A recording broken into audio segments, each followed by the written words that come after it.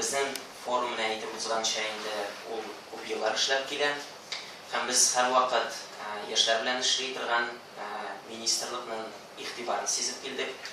Ул endi менә hozirgina o'tirib, hozirgina kelishuv tuzib, hozirgina ishlay boshladi degan so'z түгел.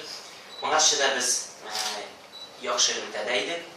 Lekin endi менә so'nggi forum ул eng масштаблысы булды.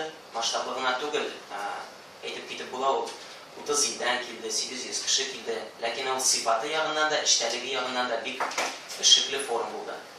Шуңа күрә менә ул форум үз эшен күрсәтеп, шундый нәтиҗәгә килдек. Инде менә шушы безнең булган эшләр ул системага салынырга тиеш.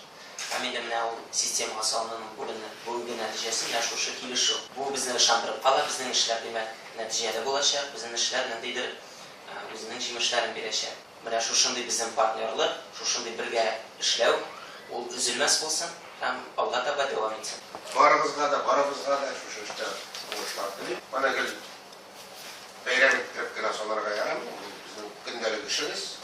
Бүген 2013 елның 26 сентябрендә Татарстан Республикасы Яшьләр эшләре, спорт һәм туризм министрлыгы белән Бөтен дөнья татар яшьләре форумы арасында дәүләт яшьләр сәясәте өлкәсендә хезмәттәшлек турында килешүгә кул куела.